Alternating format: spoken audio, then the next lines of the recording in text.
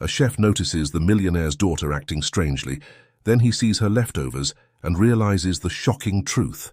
The morning sun filtered through the large windows of the Blackwell mansion's kitchen, casting a warm glow over the polished marble countertops.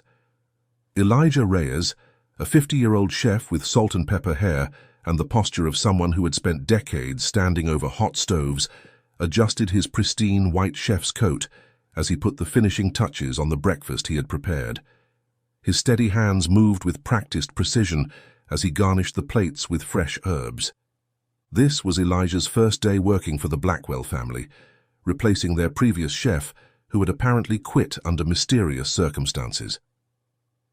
After years in the high-pressure environment of a prestigious Michelin-starred restaurant in the city, Elijah had decided to seek out a position that would allow him to focus on his craft without the constant frenzy of a commercial kitchen. The countryside position with the Blackwell family had seemed perfect, a change of pace, a chance to breathe. As he carefully placed the last sprig of dill atop the smoked salmon Benedict, the kitchen bell rang, signaling someone's approach.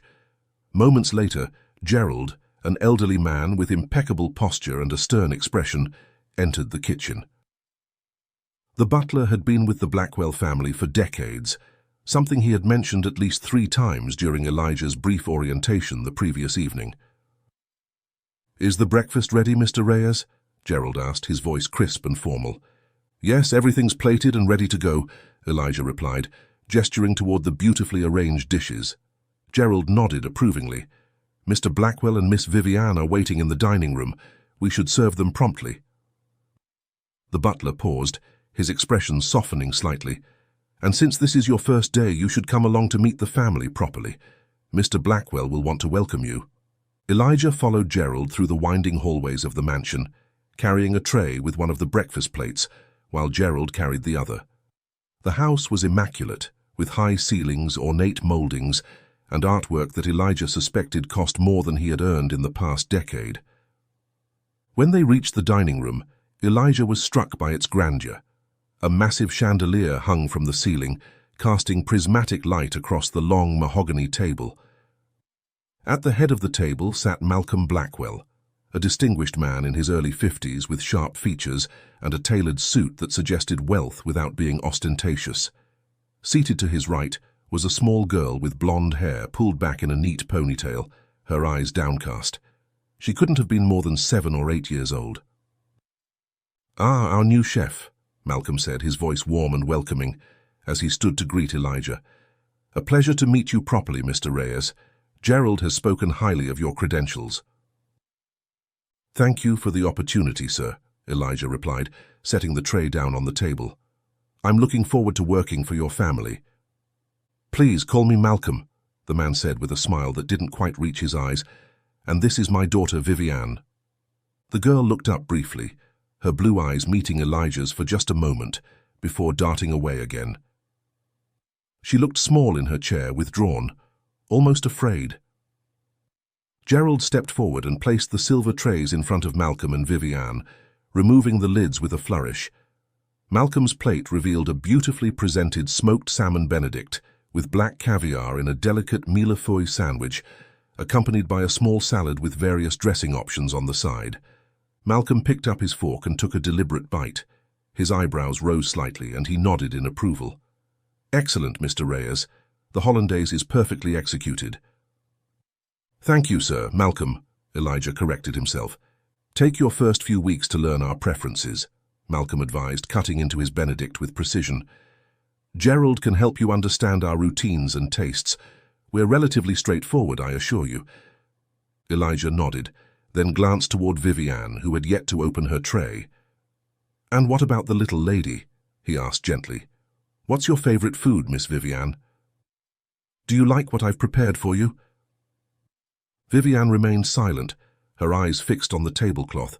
She seemed tense, almost scared, her small shoulders hunched as if bracing for something. "Vivi," Malcolm said, his tone firm but measured, "open your tray and answer Mr. Reyes, please." The girl reached out with a small hand and lifted the silver lid. Inside was a miniature version of the millefeuille sandwich, but instead of salad, she had been served a vegetable alphabet soup. Gerald had informed Elijah the previous night that this was her favorite, and in the past few months she had been asking for the soup more frequently. "Thank you," Vivian whispered, her voice barely audible. Malcolm sighed, setting down his fork. "Vivian, speak up and look at the person you're addressing. Mr. Reyes can't hear you when you mumble like that." Vivian lifted her head, her eyes meeting Elijah's. "Thank you," she repeated, her voice slightly louder but still tremulous. "You're very welcome," Elijah replied warmly. "I hope we can get along in the days to come." Malcolm turned to his daughter with a warning look. "You shouldn't upset Mr. Reyes like you did the previous chef. That's why he left, you know." Vivian's shoulders slumped even further, and she looked down at her soup. Elijah felt a pang of sympathy for the child. What could such a quiet, seemingly timid girl have done to drive away the previous chef? "About lunch today," Malcolm continued, turning back to Elijah. "As usual, I'll be having it at my house in Cranswick. Please prepare it by 11:30, and my driver will deliver it." "Of course," Elijah replied, wondering why Malcolm needed a second house so close by.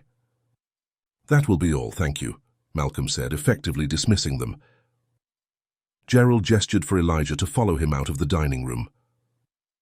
As they walked back toward the kitchen, Elijah glanced back at Vivian, who was now stirring her soup listlessly, her small face a mask of quiet resignation. Back in the kitchen, Gerald provided Elijah with detailed instructions about Mr. Blackwell's lunch. "The meal should be ready before 11:30 a.m.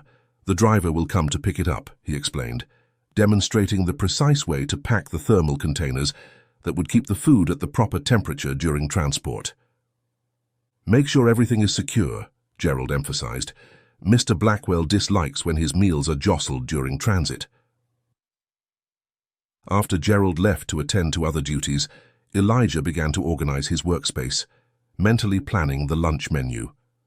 As he worked, one of the older kitchen staff members, a woman with grey hair pulled back in a tight bun, entered. "You must be Rosa," Elijah said, recalling her name from his brief introduction to the staff the previous evening. "That's right," she replied with a friendly smile. "How's your first morning going?"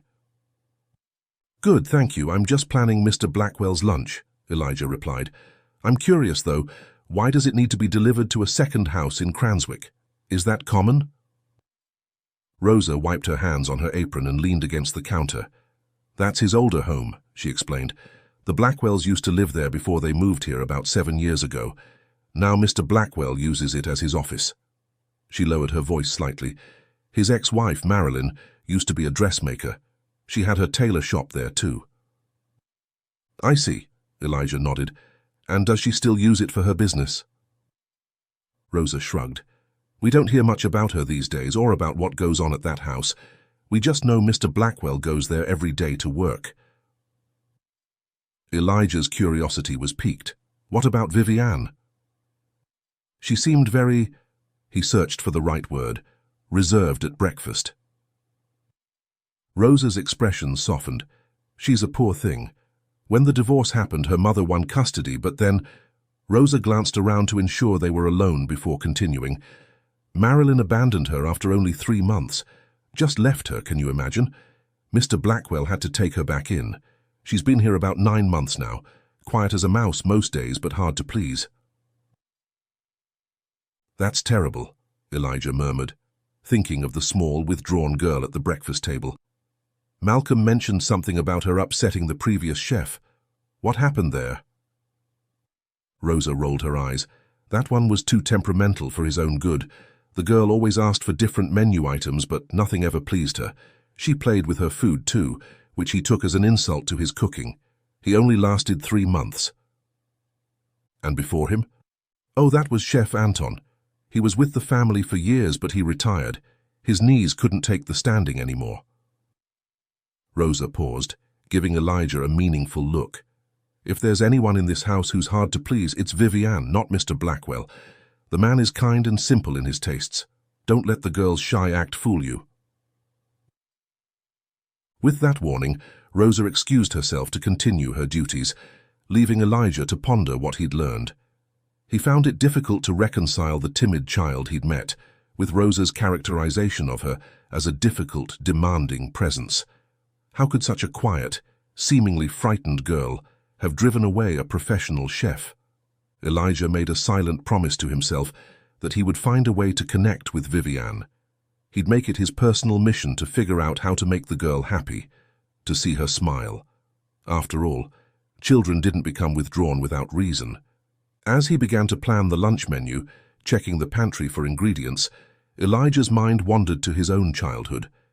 He had been about Viviane's age when he entered the foster care system after years in an orphanage.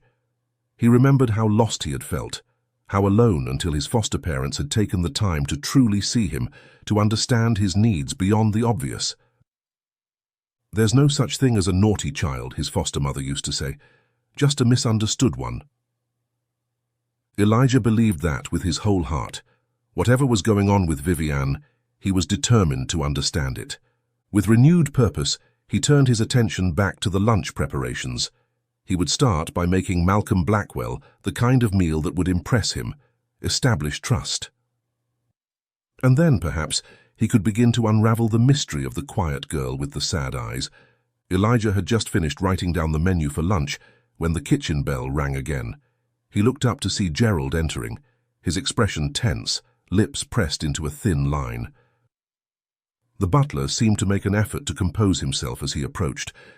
"Mr. Reyes," Gerald said, his voice carefully modulated, "Miss Blackwell has specifically requested that you collect her breakfast dishes rather than myself. It's most irregular." Elijah raised an eyebrow. "That does seem unusual. Normally you or another staff member would handle that, wouldn't you?" Gerald's jaw tightened almost imperceptibly. "Indeed, however, the young lady is—" He paused, searching for an appropriate word. "Particular. She can be quite stubborn, just like her mother used to be." He straightened his already impeccable posture. "Mr. Blackwell has been extraordinarily patient with her." There was something in Gerald's tone that made Elijah uneasy, a hint of resentment perhaps, or something deeper. "Don't be deceived by her quiet demeanor," Gerald continued. "Miss Viviane knows exactly what she wants and how to get it." He glanced at his watch. "Mr. Blackwell has already left for his office. It's just Miss Viviane in the dining room now." Gerald's expression hardened slightly. "I suggest you accommodate her request. It makes things easier for everyone. If Mr. Blackwell knew about this, Miss Viviane would likely face consequences." The way Gerald said consequences sent a chill down Elijah's spine. He nodded and set aside his work. "I'll go right away."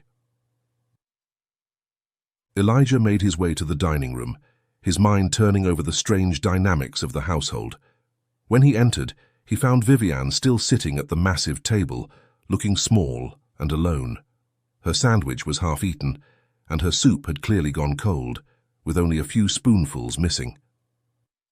"Miss Viviane, I was told you asked for me specifically," Elijah said gently, approaching the table. The girl nodded, her eyes darting around the room to check if anyone else was nearby. There were a few staff members dusting in the far corner of the room, but they were out of earshot. "Are you a good man?" Viviane asked suddenly, her voice so quiet Elijah had to lean closer to hear. The question caught him off guard. I'd like to think so," he replied honestly. "I've never intentionally done anything bad." Viviane's blue eyes studied him with an intensity that seemed beyond her years. "Will you get mad at me?" she asked, gesturing toward her barely touched food. Elijah glanced at the cold soup and understood. "Is that why you asked for me? Because you were afraid Gerald would be upset that you didn't finish your soup?" She nodded, then whispered, "I actually don't like vegetable soup." Elijah crouched down so they were at eye level, keeping his voice low. "What kind of soup do you like then?" "Fruit soup," Viviane replied. Elijah chuckled softly, thinking she was joking. "You mean like a fruit ice in syrup?" To his surprise, Viviane's face brightened with a small smile. "You're so kind, Elijah," she said, her voice a bit stronger. "You can call me Vivi. The previous chef would get mad and say mean things when I didn't finish my food or whenever I made a joke." Her smile warmed Elijah's heart. "Well, Vivi, since I'm new here, I'd love to know all the foods you like. Maybe later you can come to the kitchen, and we can make a long list together of what you enjoy and what you don't." Vivi nodded eagerly. "How about you try just one more spoonful of this soup?" Elijah suggested. "Then next time, I'll know not to make it for you if you still don't like it." Vivi looked down at her soup, then picked up her spoon. But instead of taking a bite, she began to swirl the spoon through the alphabet pasta, as if searching for something. Elijah watched patiently, though he felt a twinge of the irritation that might have bothered the previous chef. But then he noticed something peculiar. Vivi wasn't just playing with her food aimlessly. She was deliberately selecting specific letters with her spoon. H-E-L-P. Elijah felt his blood run cold as she arranged the letters on her spoon, then looked up at him meaningfully. He gave a slight nod, trying to keep his expression neutral. Vivi took the bite, then resumed her careful selection of letters. D-A-D. She ate those letters too after Elijah acknowledged them with another subtle nod. Then came the final message. B-A-D. Elijah's mind raced as Vivi consumed the last set of letters. She had just spelled out, "Help Dad Bad," using her alphabet soup. This wasn't a picky eater acting out. This was a frightened child trying to communicate something serious. Before he could react, he noticed Gerald approaching from the doorway. Elijah straightened up quickly. "We'll talk later," he whispered to Vivi, then gathered her dishes onto the tray. "I'm taking these back to the kitchen now," he said in a normal voice, nodding politely to Gerald as they passed each other. The butler gave him a suspicious look, but continued toward Vivi. "Miss Vivian, it's time for your shower," Gerald announced. "Miranda is waiting for you upstairs." As Elijah walked away with the tray, he heard Gerald instructing Vivi to go to her room. His mind was racing, trying to make sense of what had just happened. The quiet, allegedly difficult child had just used her alphabet soup to send him a desperate message. And Elijah knew with growing certainty that he couldn't ignore it. The morning hours passed quickly as Elijah immersed himself in his work, trying to focus on preparing Malcolm Blackwell's lunch, while his mind kept returning to Vivi's troubling message. He carefully selected premium cuts of meat, seasoned them with precision, and prepared side dishes that would complement the main course perfectly. His hands moved automatically, guided by years of experience, while his thoughts remained in turmoil. As he was checking the temperature of the grill, a commotion outside caught his attention. Through the kitchen window that overlooked the pool area, Elijah saw Vivi standing by the water's edge in a blue swimsuit, her expression distressed as she appeared to be arguing with Gerald. Beside them stood a young woman in a maid's uniform, presumably Miranda, Vivi's personal attendant. Gerald's face was flushed with frustration, and though Elijah couldn't hear their words, the body language was clear. Vivi was resisting something, and Gerald was losing his patience. After a moment more of heated discussion, Gerald turned abruptly and marched toward the house, leaving Vivi with Miranda. A few minutes later, the kitchen door swung open and Gerald strode in, looking thoroughly annoyed. "Miss Vivian has specifically requested lychee cheesecake," he announced, his tone clipped, "and she's asked for you to prepare it personally." Elijah wiped his hands on a towel.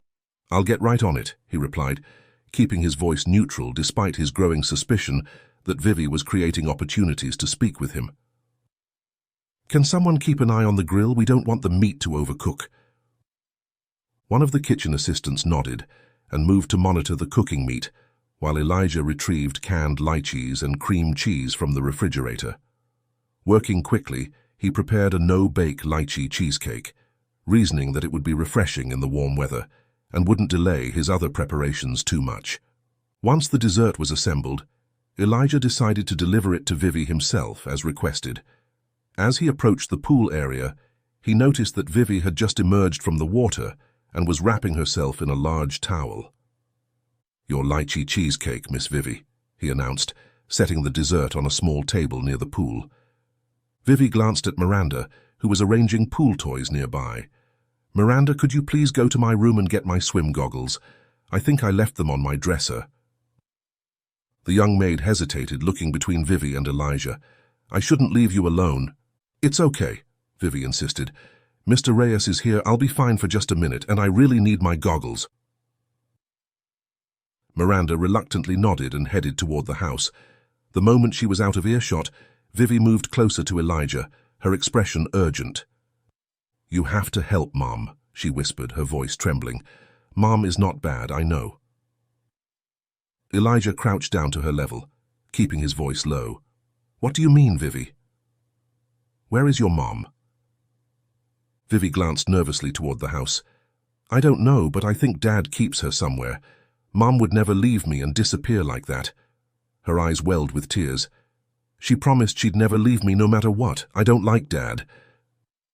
Before Elijah could ask more questions, they heard footsteps approaching. Vivi quickly moved away from him and picked up the dessert fork as Miranda returned with a pair of swimming goggles. "Here you are, Miss Vivian," Miranda said, slightly out of breath.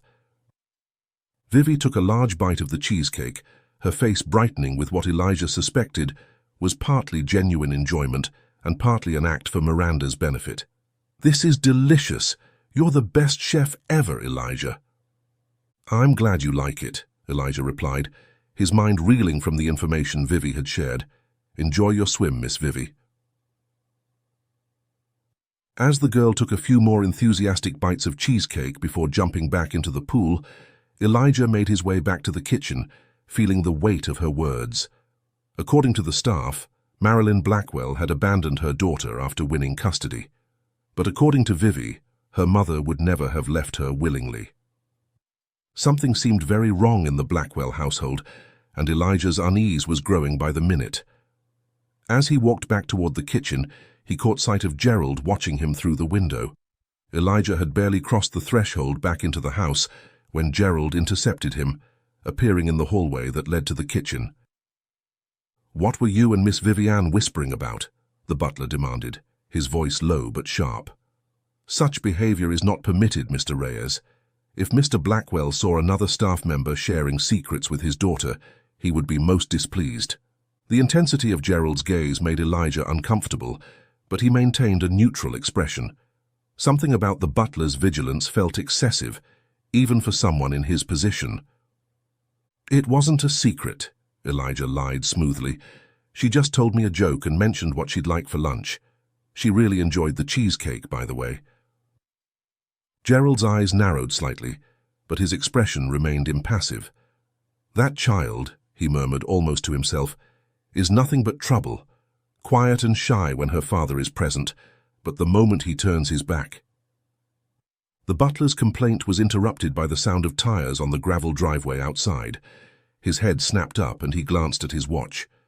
"That will be Mr. Blackwell's driver," he said.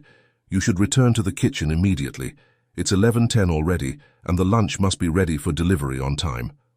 Elijah nodded and continued down the hall to the kitchen, feeling Gerald's eyes on his back the entire way. Once back at his station, he was relieved to see that the kitchen assistant had managed the grill perfectly in his absence. "Thanks for watching that," Elijah said, taking over. "Everything looks perfect." As he resumed his cooking, adding the finishing touches to the lunch dishes, movement outside the kitchen caught his attention. Through the doorway, he saw Gerald and another male staff member carrying what appeared to be a large laundry bag down the hallway. The bag was bulky and seemed heavy, requiring both men to transport it. As they passed the kitchen, Elijah caught a glimpse of the bag's contents through a partially open zipper, a blue fabric, possibly a dress, with what looked disturbingly like a dark brown stain. He squinted, trying to confirm what he'd seen, but the men had already moved past, heading toward the laundry room. "Was that blood?" Elijah murmured to himself, a chill running down his spine. Minutes later, Gerald returned to the kitchen alone. "The driver is waiting outside," he announced. "The lunch should be ready by now." "Just finishing up," Elijah replied, trying to keep his voice steady as he packed the prepared dishes into thermal containers and arranged them in a delivery bag with the necessary cutlery. He knew he was supposed to hand the lunch over to Gerald, who would then give it to the driver. But driven by growing suspicion and concern, Elijah made a split-second decision when he noticed Gerald entered the laundry room next to the kitchen again. "I'll take this out to the driver myself," he said, picking up the bag before Gerald could object. "Save you a trip." Gerald opened his mouth as if to protest, but Elijah was already heading for the door. He walked briskly through the house to the front entrance and out to the circular driveway where a sleek black car was waiting. As he approached the vehicle, Elijah noticed the driver was busy wiping down the interior of the back seat. The man hadn't seen him yet, and Elijah slowed his pace, observing. As he got closer, a familiar, unmistakable smell reached his nostrils, the metallic, rancid odor of blood. Elijah had worked with enough raw meat in his career to recognize that smell immediately, but this was different. This wasn't the clean smell of fresh butchery. This was the sickly sweet scent of old blood being cleaned up. His suspicions deepened, and he felt his heart rate quicken. Before he could get too close, Gerald hurried over, swiftly took the lunch bag from Elijah's hand. "What the hell were you thinking, Reyes? You don't just rush out like that." "I'm so sorry, I thought it would save you a trip. I saw that you were busy in the laundry room." Gerald shook his head. "No. That's not how things work here. You hand me the bag, I hand it off. That's the routine, no exceptions." There was a brief pause as Elijah processed the words, his fist clenching for a moment before relaxing. Gerald's expression softened just a little as he realized he had been raising his voice. Elijah improvised quickly. "I know," Elijah interrupted apologetically, "but I've prepared something quite intricate for his first lunch. It would be a shame if it didn't arrive in perfect condition. You see, the dish requires a specific presentation when served, otherwise it'll be ruined." The butler seemed torn considering the request. Finally he sighed. "Very well, perhaps it's for the best. Mr. Blackwell wouldn't be pleased if his lunch was subpar." Gerald gave Elijah a stern look. "In the future, please keep the more elaborate presentations for dinner. Mr. Blackwell prefers simplicity for his midday meal." They walked together to the car, where the driver had finished cleaning. The interior now smelled strongly of a luxury car freshener, the earlier odor of blood completely masked. Elijah couldn't help but wonder if the timing of his impromptu lunch delivery had been fortunate, or if Gerald had deliberately delayed him to allow time for the cleaning to be completed. "James," Gerald said to the driver, "Mr. Reyes will be accompanying you to present today's lunch personally." The driver nodded silently, his expression hidden behind dark sunglasses. Gerald leaned closer to the man and whispered something that Elijah couldn't hear. The driver gave another curt nod before opening the rear door for Elijah. As he settled into the back seat, lunch bag secure on his lap, Elijah couldn't shake the feeling that he was about to discover something that would change everything. The car pulled away from the mansion, and Elijah watched through the window as Gerald's figure grew smaller in the distance, the butler standing rigidly in place until they were out of sight. The drive to the Cranswick house took about 30 minutes, passing through lush countryside before entering a more modest neighborhood than the one where the main Blackwell mansion was located. This area had older homes, still impressive but lacking the ostentatious grandeur of the primary residence. The driver remained silent throughout the journey, occasionally glancing at Elijah in the rearview mirror. When they finally arrived at a large Victorian-style house set back from the road, the driver parked and opened Elijah's door without a word. A stern-faced man in a dark suit was waiting on the front steps. Unlike the staff at the mansion, who wore traditional servant attire, this man's clothing suggested security more than service. "You're the new chef?" the man asked, his tone clipped and professional.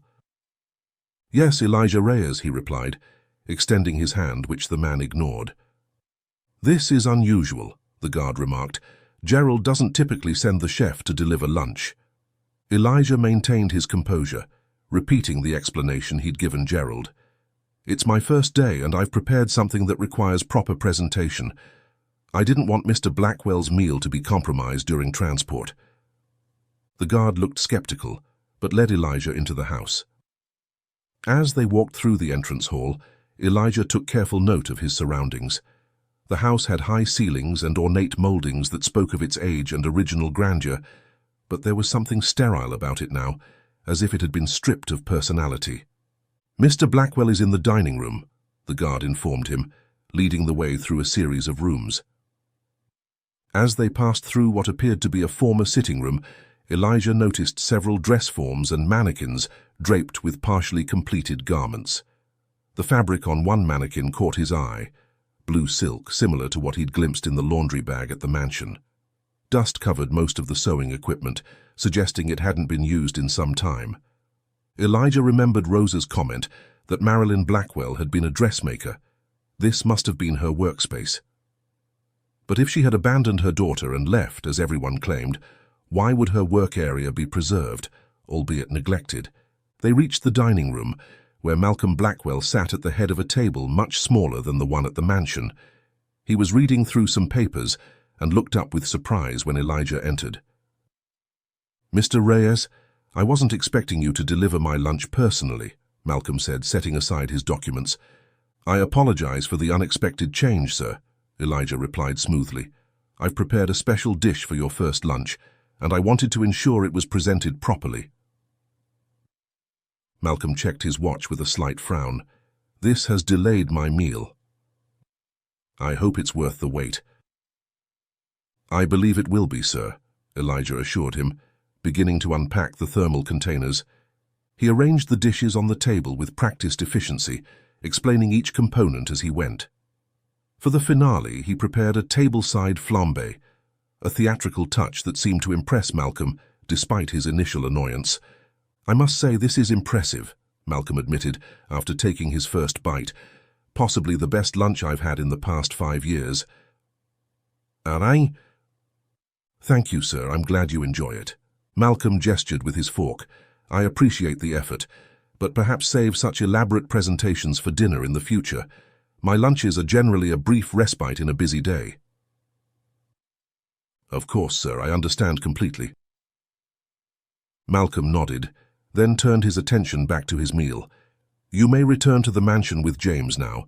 Gerald will have other tasks for you this afternoon." "Thank you, sir," Elijah replied, gathering the empty containers. The guard who had escorted him in appeared at the doorway. "James is having his lunch in the service room. You'll need to wait a few minutes."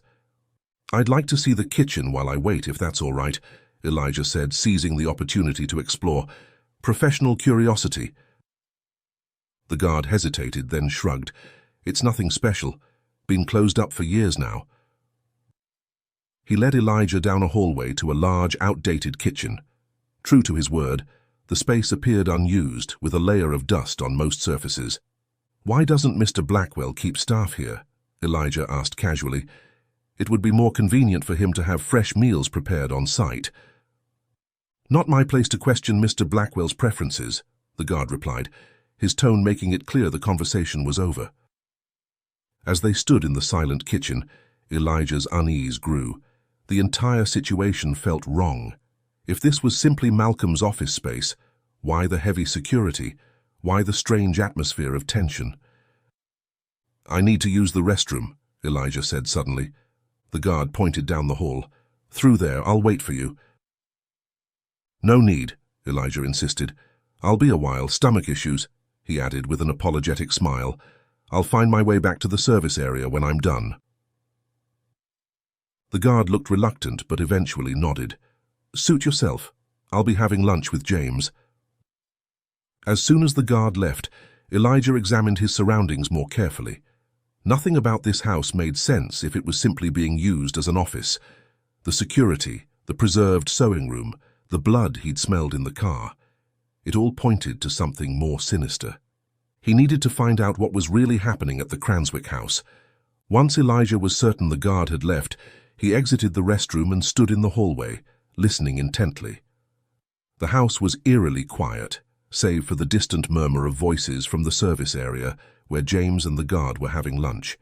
He moved silently through the hallway, examining doors and trying to orient himself.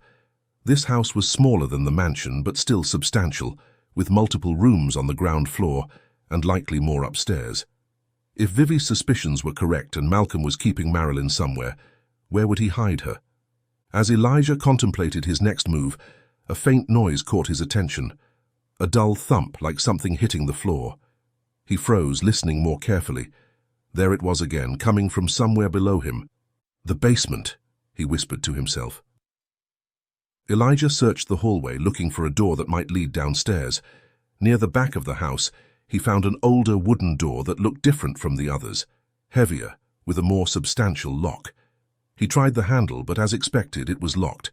The thumping sound came again, louder this time. Someone was definitely down there, and they were trying to make noise, to be heard. Elijah pulled out his wallet and extracted a plastic card. Years of locking himself out of his apartment had taught him a few useful skills. He slid the card between the door and the frame, manipulating it until he felt the lock mechanism give way. The door opened with a soft click. Hesitating for just a moment, Elijah reached into his chef's uniform and pulled out a small fork he always carried, a good luck charm from his first restaurant job. He slipped through the door and used the fork to jam the lock from the inside, hopefully buying some time if anyone tried to enter. The stairwell was dark, but he found a light switch on the wall. When he flipped it on, the thumping from below immediately stopped. Whoever was down there had heard him enter. "Hello?" Elijah called softly, descending the stairs. "I'm not going to hurt you. My name is Elijah Reyes. I'm the new chef at the Blackwell Mansion." When he reached the bottom of the stairs, he found himself in a large basement that had been converted into a workroom. Sewing machines, bolts of fabric, and more dress forms filled the space. It looked like an extension of the sewing room upstairs, but this one showed signs of recent use. Scissors on a table, fabric scraps on the floor, a half-finished blue dress on a mannequin. "Is anyone here?" he called again, moving further into the room. A movement behind one of the larger dress forms caught his eye. Someone was hiding there, crouched low to the ground. "It's okay," Elijah said, keeping his distance to avoid frightening the person. "I'm here to help. Are you Vivi's mother?" At the mention of Vivi's name, a woman slowly emerged from behind the dress form. She was thin, with long blonde hair that matched Vivi's, but her face was pale and drawn, with dark circles under her eyes. She wore a simple dress that hung loosely on her frame, and Elijah noticed several bruises on her arms, along with a large bandaged area on her wrist. "Who are you?" she asked, her voice hoarse from disuse. "How do you know my daughter?" "I'm Elijah," he repeated. "I just started working as the chef at Malcolm's house yesterday. Vivi, she told me her mother didn't abandon her. She believed your ex-husband was keeping you somewhere." The woman's eyes widened. "Vivi knows I'm alive?" "How is she? Is she okay?" "She's safe," Elijah assured her. "She's at the mansion." The woman nodded, tears welling in her eyes. "Yes, Malcolm has kept me here for months. After the divorce, when I got custody of Vivi, he couldn't accept it. She broke off, her voice cracking. "He took her from school one day, then came for me. He's been keeping me here ever since, making me work on his special clothing projects like I used to before we were married." Elijah gestured to her bandaged wrist. "Did he do that to you?" Marilyn shook her head. "No, I did it to myself. I thought if I hurt myself badly enough, they'd have to call an ambulance, but instead, Malcolm brought in a doctor who stitched me up right here." She gave a bitter laugh. "Apparently he pays people very well to look the other way." Elijah's mind raced. He needed to get Marilyn out of here and contact the authorities, but they had to be careful. "Has anyone else from the mansion been here? Have you seen Gerald?" "Gerald comes sometimes," Marilyn confirmed. "He and Malcolm have been friends since they were young. Malcolm's family took Gerald in when he was orphaned as a teenager. He's completely loyal to Malcolm." That explained Gerald's dedication and his suspicious behavior. He wasn't just a butler, he was complicit in whatever Malcolm was doing. "We need to call the police," Elijah said decisively, reaching for his phone. "No." Marilyn grabbed his arm, her eyes wide with fear. "They'll kill us both. Malcolm has people everywhere. The local police chief plays golf with him every Sunday." "Marilyn, we have to try," Elijah insisted gently. "I've already broken the lock to get down here. They'll know someone's been in the basement soon. This might be our only chance." She hesitated, then nodded reluctantly. "What about Vivi?" "The police can send officers to the mansion too," Elijah assured her. "We'll make sure she's safe." As Elijah pulled out his phone, they heard footsteps overhead. Someone was in the hallway, approaching the basement door. "They're coming," Marilyn whispered, terror in her eyes. Elijah quickly pulled Marilyn behind one of the larger dress forms, where they both crouched low. He pressed a finger to his lips, then dialed 911 on his phone, keeping the volume as low as possible. When the emergency operator answered, Elijah spoke in a hushed tone, quickly explaining the situation. "I'm at Malcolm Blackwell's house in Cranswick," he whispered. "I've found Marilyn Blackwell being held against her will in the basement. Her ex-husband has been keeping her prisoner. We need police immediately." He provided the address and emphasized that officers should also be sent to the Blackwell mansion to check on Viviane. After assuring him that help was on the way, the operator asked him to stay on the line if possible. Above them, they could hear someone trying to open the basement door, followed by muffled cursing when they found it jammed. "They know," Marilyn whispered, trembling beside him. "We don't have much time." "The police are coming," Elijah assured her, though his own heart was racing. "We just need to stay hidden until they arrive." "You don't understand," Marilyn said, her voice quivering. "Malcolm has contingency plans for everything. He's been preparing for this possibility for months." "What do you mean?" Marilyn's eyes were wide with fear. "If he thinks I'm about to be discovered, he'll claim I broke in, that I'm unstable, obsessed with him. He has documents, forged medical records showing I have delusions, psychiatric evaluations claiming I'm dangerous." Tears slid down her cheeks. "He's been building a case against me since the divorce. That's why he's kept me alive instead of just killing me.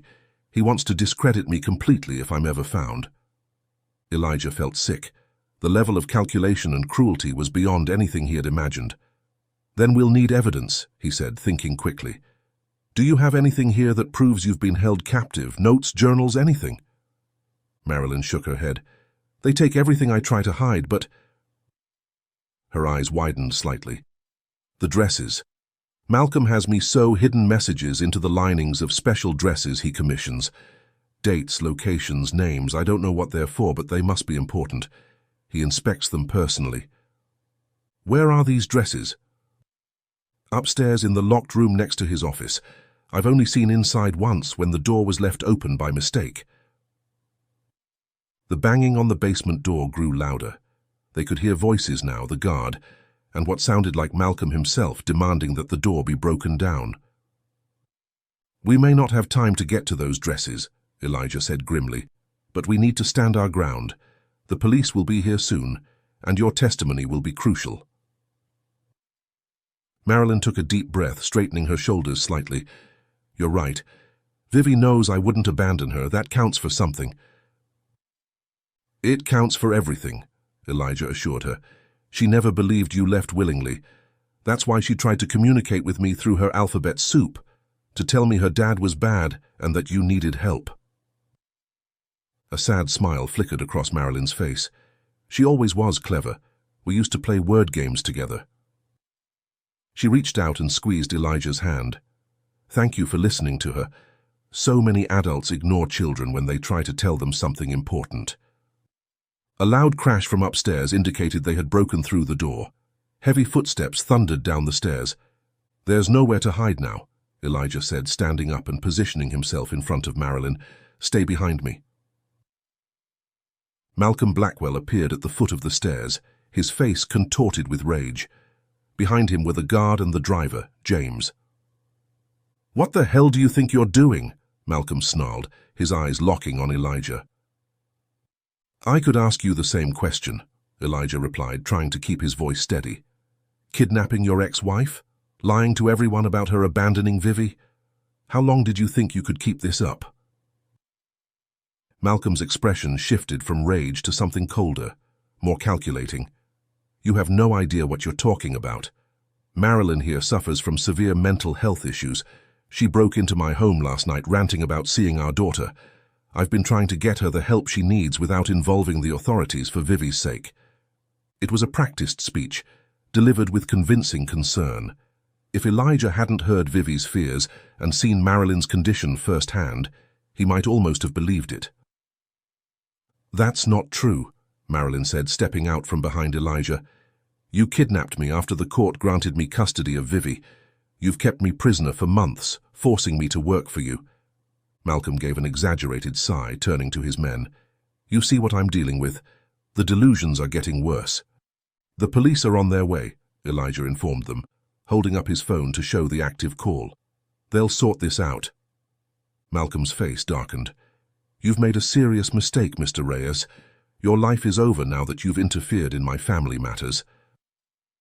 He took a step forward, his voice dropping to a menacing growl. "But I'm curious, what made you suspect anything? How did you know?" "Your daughter told me," Elijah replied, watching Malcolm's face carefully. "Vivi communicated with me using her alphabet soup. She spelled out help and dad bad. She told me later that she thought you were keeping her mother somewhere because she knew Marilyn would never abandon her." Malcolm's expression faltered for a moment. "That's ridiculous. Vivi is a quiet, shy child. She barely speaks, let alone orchestrates some elaborate soup message." "Children are more perceptive and resourceful than adults give them credit for," Elijah responded, "especially when they're trying to save someone they love." In the distance, they could hear the wail of police sirens approaching. Malcolm's eyes darted toward the stairs, clearly calculating his options. "After Gerald brought home a blood-stained dress in a laundry bag this morning, I became even more suspicious," Elijah continued. "Is that what happened to the last person who discovered your secret? Is that why you needed a new chef so suddenly?" Malcolm's face contorted with rage. "Gerald is getting too old to be useful," he spat. "Perhaps it's time to end his service as well." The sirens grew louder, now unmistakably close to the house. Malcolm suddenly lunged forward, reaching into his jacket pocket. Everything happened with terrifying speed. Malcolm pulled a small switchblade from his pocket, the blade flicking open with a metallic click that seemed to echo in the basement. His face was a mask of cold fury as he lunged toward Elijah. "You should have minded your own business, chef," he snarled. Elijah reacted instinctively, pushing Marilyn further behind him while attempting to dodge the attack. The blade sliced through the air, missing his face by inches. He stumbled backward, knocking into a dress form that toppled over with a crash. "Malcolm, stop!" Marilyn screamed. "The police are already here." The wail of sirens outside confirmed her words, but Malcolm seemed beyond reason. His eyes had a wild, desperate look as he advanced again, the knife held tightly in his hand. "If I'm going down, I'm taking you with me," he growled at Elijah. "No one ruins what I've built. No one."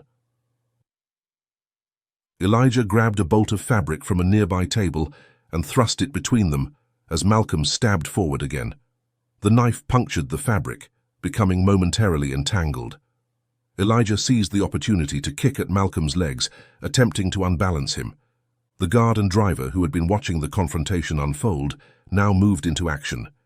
Instead of restraining their employer, however, they grabbed at Elijah, one seizing his arms, while the other tried to pin him against the wall. "Hold him still," Malcolm ordered, freeing his knife from the fabric. "This won't take long." Elijah struggled against the men's grip, managing to wrench one arm free and strike the driver in the face. The man stumbled backward, but the guard maintained his hold, twisting Elijah's arm painfully behind his back. From upstairs came the sound of heavy footsteps and authoritative voices. The police had entered the house. Malcolm hesitated, knife still raised, his expression calculating. "Police, drop your weapons and put your hands where we can see them," a voice commanded from the top of the stairs. Two officers appeared, weapons drawn, their expressions hardening as they took in the scene below. Elijah restrained by the guard, Malcolm with a knife, Marilyn backed against the wall, her face streaked with tears. "Drop the knife now," the lead officer repeated. For a moment it seemed Malcolm might comply. His hand lowered slightly, and the guard's grip on Elijah loosened. Then, with a feral snarl, Malcolm lunged forward, driving the knife toward Elijah's abdomen. Elijah twisted desperately, but he couldn't completely avoid the blade. He felt a searing pain as the knife plunged into his side. He gasped, the room spinning around him, as Malcolm withdrew the blade and prepared to strike again. The sound of a gunshot echoed through the basement. Malcolm staggered backward, the knife clattering to the floor as he clutched his shoulder, where the police officer's bullet had struck him. The guard immediately released Elijah, raising his hands in surrender, as more officers poured down the stairs. Elijah slumped to the floor, pressing his hand against his side. Blood seeped between his fingers, warm and sticky. He was vaguely aware of Marilyn kneeling beside him, her cool hands supporting his head.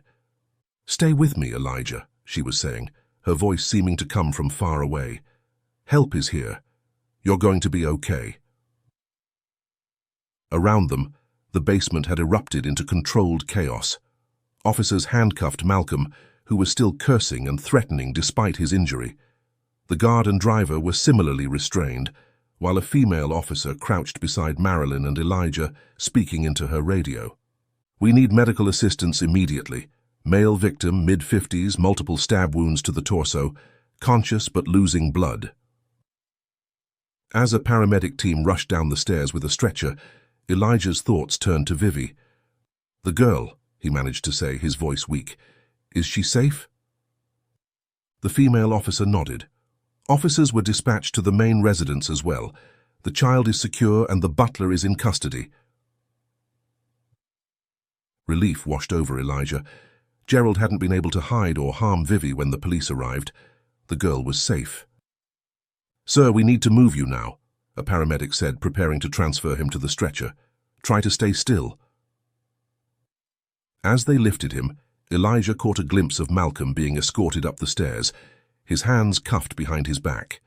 The man's face was a mixture of fury and disbelief, as if he couldn't comprehend how his carefully constructed world had collapsed so completely. "Mr. Reyes," a detective approached as the paramedics secured him to the stretcher. "I know you're in pain, but can you tell me briefly what happened here?" Through gritted teeth, Elijah explained how Vivi had communicated her fears about her father, how he had discovered the blood-stained dress, and how he had found Marilyn imprisoned in the basement. "The dresses," Marilyn interjected, still by Elijah's side. "Check the locked room upstairs next to Malcolm's office. The dresses I made have information sewn into the linings, dates, names, locations. I don't know what they mean, but Malcolm was very specific about them."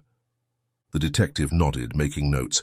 "We'll check it out, and we'll need both of your statements in full once Mr. Reyes receives medical attention." As the paramedics prepared to carry him upstairs, Elijah reached out and grasped Marilyn's hand. "Tell Vivi, tell her the soup worked. Tell her she saved you." Marilyn's eyes filled with tears as she squeezed his hand. "I will, I promise we'll see you soon." The last thing Elijah saw before they carried him up the stairs was Marilyn standing in the middle of the basement, surrounded by the remnants of her captivity, her face illuminated by a strange mixture of relief and sorrow. Despite her ordeal, there was strength in her posture now, the strength of a woman who had survived and would soon be reunited with her daughter. Outside the Cranswick house, the afternoon sun cast long shadows across the lawn as police officers and forensic technicians moved purposefully in and out of the building. Malcolm Blackwell, his shoulder bandaged and his hands cuffed, was being guided into a police car, his face a mask of cold fury. The guard and driver were already in separate vehicles, waiting to be transported to the station for questioning. Elijah lay on a stretcher beside an ambulance, paramedics working efficiently to stabilize him before transport. The pain in his side had dulled somewhat, thanks to the medication they had administered, but each breath still sent sharp twinges through his body. "We've got the bleeding under control," one paramedic told him, adjusting an IV line, "but you'll need surgery to repair the damage. We're going to take you to Memorial Hospital now." Elijah nodded weakly, his gaze fixed on the police activity around him. His mind was still trying to process everything that had happened since his first day on the job had begun that morning. What had started as a simple career change had turned into a life-or-death situation in less than 12 hours. A detective approached the stretcher, notebook in hand. "Mr. Reyes, before you go, I wanted to let you know that officers at the Blackwell mansion have secured the child. Viviane is safe and has been informed that her mother is alive. The butler, Gerald, has been taken into custody." "Thank you," Elijah managed, relief washing over him. "What about Marilyn?" "She's being checked by medical personnel, but she's declined transport to the hospital for now. She's insisting on seeing her daughter first."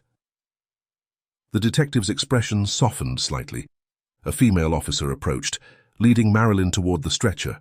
Though still thin and pale, Marilyn seemed transformed from the frightened woman Elijah had found in the basement. Her back was straight, her steps purposeful. "Elijah," she said, reaching his side and taking his hand, "they're taking me to see Vivi now. I can't thank you enough for what you've done. You risked everything for us."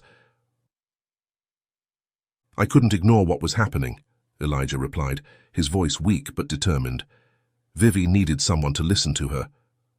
Tears welled in Marilyn's eyes. "She communicated with you through her soup. All those months she never gave up hope that I was alive somewhere."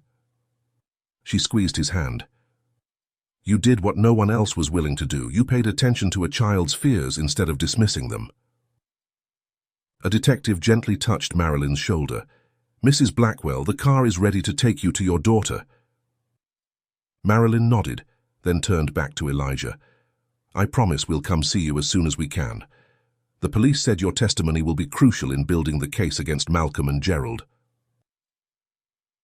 "I'll tell them everything," Elijah assured her. As Marilyn was led away toward a waiting police car, the paramedics began to load Elijah's stretcher into the ambulance. The movement sent fresh pain radiating through his side, and he winced. "Try to stay still, sir," the paramedic advised. "We'll be at the hospital in about 15 minutes. Inside the ambulance, as the doors closed and the vehicle pulled away from the scene, Elijah found himself alone with his thoughts and the steady rhythm of the medical equipment monitoring his vital signs. The events of the day replayed in his mind: Vivi's message in the alphabet soup, the blood-stained dress, finding Marilyn in the basement, Malcolm's attack.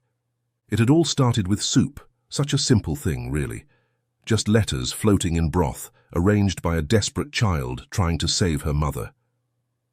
If he hadn't been paying attention, if he'd dismissed Vivi's behavior as merely that of a difficult child as everyone else had.